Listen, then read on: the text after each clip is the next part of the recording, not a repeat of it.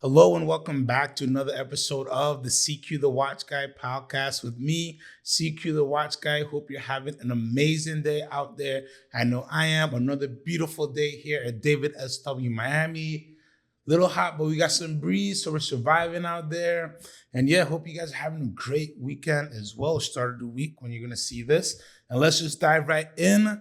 Another great week of auctions, right? But the most important one, the one that had me excited, let's say that, is the Sotheby's Important Watches auction with property from the collection of Sly himself, Sylvester Stallone, who, in my opinion, is one of maybe the best example of watch ambassadors and how they were able to push one brand, right? Specifically talking about his relationship with Panerai, starting with the movie Daylight, and just him and Arnold Schwarzenegger wearing these pieces, making them popular, putting them in movies. You know, Stallone had him in Daylight. Schwarzenegger had it in Eraser in the first few minutes of the movie, was a Luminor, and all that just, stems from their relationship with each other. Of course, it might be a little bit, so some brand pressure here and there, but either way, I think no matter the genesis of it, you cannot say the effect and impact that he has had on watch collectors throughout the years and certain brands in particular. And I point again to Panerai. I say that because I started my career in Panerai and you really felt his effect. So he decided to auction off some of his watches and he has a pretty good collection. Some might say a legendary collection. And he decided to sell some of his very special pieces. A lot of cool stuff in there, by the way. Make sure you check out the whole lineup of that important watches auction by Sotheby's. A lot of great pieces from himself. They did sprinkle in some pieces that were not owned by him in that sale as well. But overall, a really good lineup. But let's get to the meat of it all. Patek Philippe 6300G -010. Grand Chime, perfection. A grail, let's say that. A grail in complication, a grail in aesthetics, over 20 complications, over 100,000 hours to be made. Things that, who knows if I'll ever touch one. I might see one, I don't know if I'll ever touch one, I'd love to touch one, I don't know if I'll ever put it on the wrist, let's say that. But just such an amazing piece. A little bit of controversy so he put it up to sale. It's a 2021 piece. It's still sealed in the plastic. So there's a little hemming and hawing about that. Listen, you spend over $2 million in a watch. In my opinion, you could do what you want. From his perspective, he said, listen, I bought this as art. I didn't want to touch it. I didn't want to wear it. Obviously, I think he knew he was going to maybe sell it at some point. Then he said, hey, this is not something I want to beat or bang up. But honestly, if I had it, I definitely would have opened it because I'm a big fan of complications and chiming. So I would have just enjoyed setting this, but I don't know if I'd wear something like this because I know me and how I can abuse watches, and this is not a service bill that I want to inherit. Anyways, he puts it in an auction and we get $5.4 million achieved for the 6300G, which I think is an excellent result for this piece. Forget the Stallone part of it, which does add a lot of juiciness to the provenance. You have a fully sealed 6300G being sold at Sotheby's. So this is a real benchmark for the whole reference. And you already seen others on Chrono. There's one now, somebody asking around 7. I don't think that was there before the sale.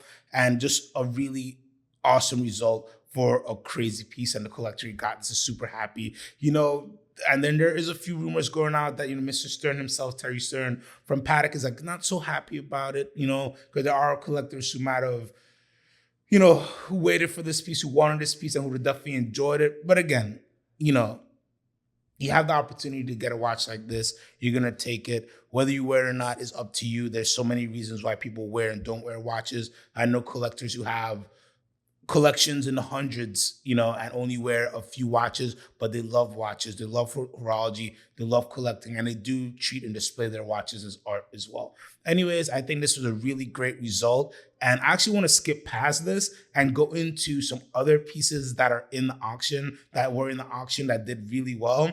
We got to talk about the Panerai Pan 382 Bronzo, the OG Bronzo, owned by Sylvester Stallone, $96,000.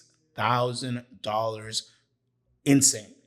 Insane for bronze. Of course, this is the bronzer to get, right? And I was thinking to myself, you know who's going to show up for the sale? Is going to be the Panaristi, the hardcore Panerai collectors, the big boys, because this is the guy who really did so much for the brand that the OG hardcore Panerai collectors, they're going to want to jump in on this. And you could see it, $96,000 for bronzo, an insane price, but it is the bronzer to own. You even get the strap with the skulls from, I think, Expendables, which is just insane.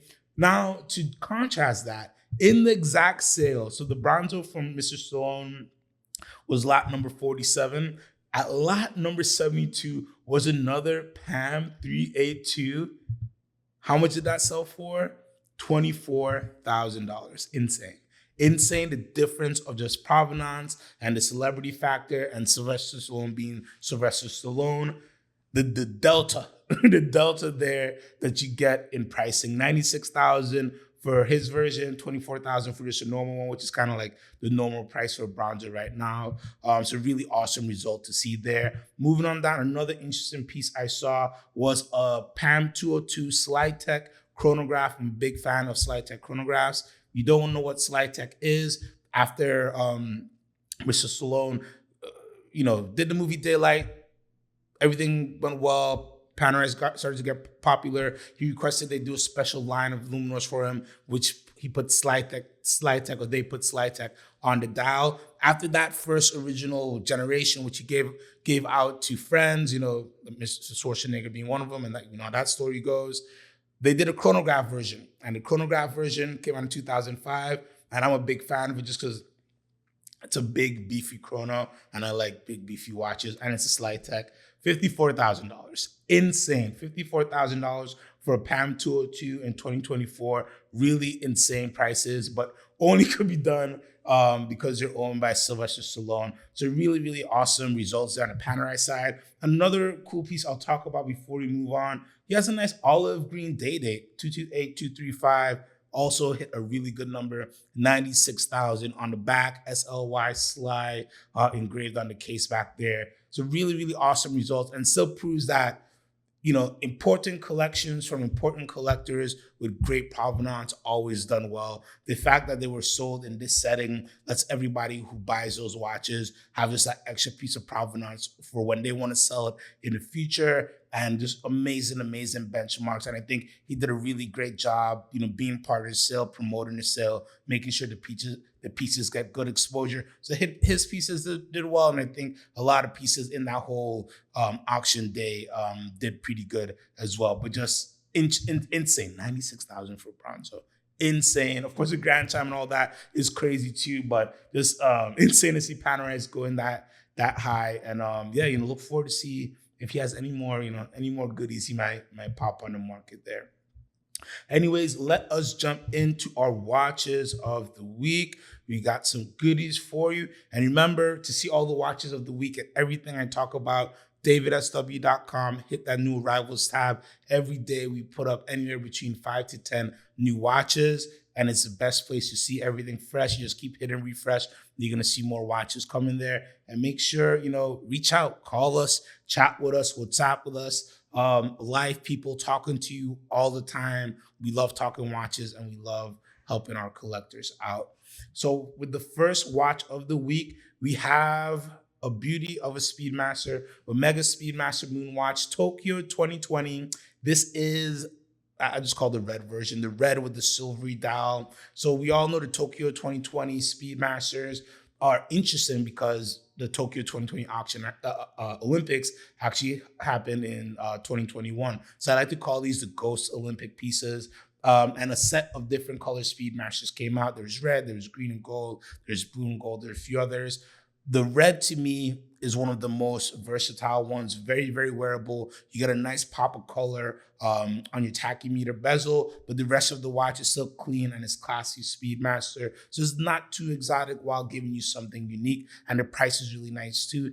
$88.75 full box set from June 2020, of course. So you're not paying a super crazy premium to get a super unique Speedmaster and a very fun watch, and a watch that I think will always have a great fan base. It's Olympics, it's Speedmaster, and it's a great looking watch too. So something I definitely say jump out and get if you've been thinking about Speedmaster, and which is often the trouble with with Speedmasters is which reference is the right reference to collect, because there's so many great variations out there. If you're looking for something on the more modern side but want a very nice, unique dial, check out a Tokyo 2020. And I think this red one is a great place to start.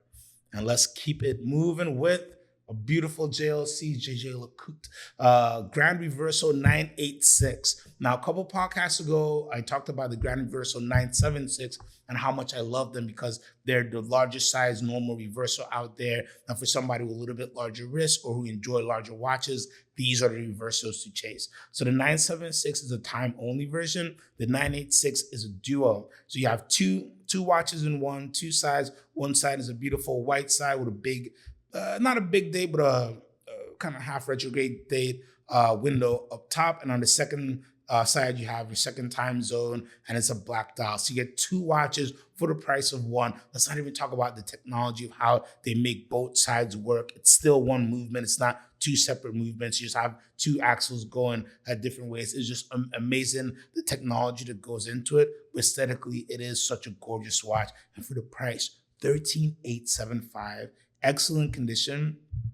This one is boxed, no papers, but I'm okay with that because these came out a while ago, so there's no original warranty left. And again, that price, $13,875, you're really not getting that type of value in much others. And for these in particular, you don't see them that often. They're really, really very wearable, very good size. If you like a little bit of a bigger watch, then there's just not a ton of these. These come once in a blue moon, you see something pop up. So at this price point, I jump all over these. I love it on the shop that it is now. Really not much to do with a good reverso, right? You get it, you love it, you enjoy it, you wear it. Of course, you can have fun with straps, but I love something like this that gives me a little bit of a complication. Give me two looks in one, and I can have fun flipping it all day. And it's just, a great, clean, classy JLC. And definitely a great find if you're looking for something on the bigger side in the Reverso family.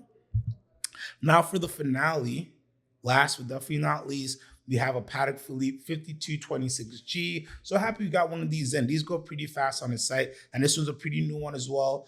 Full set, excellent condition from March 2024.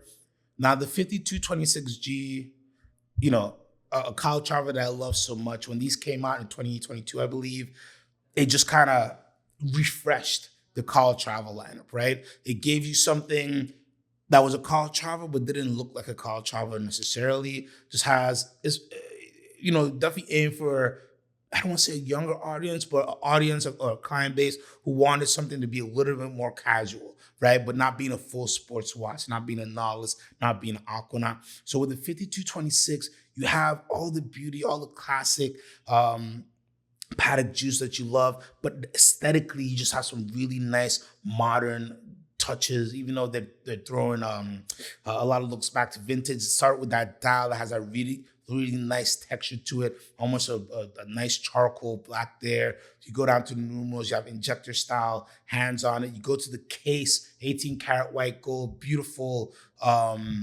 construction of this case as well. If you look at the top, the lugs aren't fully connected. They're connected from the back. You get the side profile. You get that beautiful kind of pyramid motif on it. Really, really well done. Well done watch all around. Looks great on this brown calfskin strap. Also comes with that black fabric strap as well, kind of a sailcloth. So you get some great strap diversity out the box. But again, I would not at all be afraid of putting a bunch of different straps on this watch. This is definitely the watch for somebody who's looking to jump into a Patek, but they don't want something that's just going to be put on the side for dressy occasions or special occasions and special events and things like that. This is somebody who wants to get into a Calatrava and wants to wear that bad boy on a very regular basis and really get out there and get in some adventures with their watch. This can go from day to night, back and forth very, very easily. So something I definitely invite a lot of people to take a chance on, especially if you've been thinking about Patek and just like, maybe something a little bit too dressy, a little too classy. I need something a little bit more everyday, a little more of a casual vibe. This is the one to go for. $39,675, great price on it as well. Full set from 2024. Beautiful, beautiful piece. I want to thank you guys so much for tuning in. And remember, buy what you love.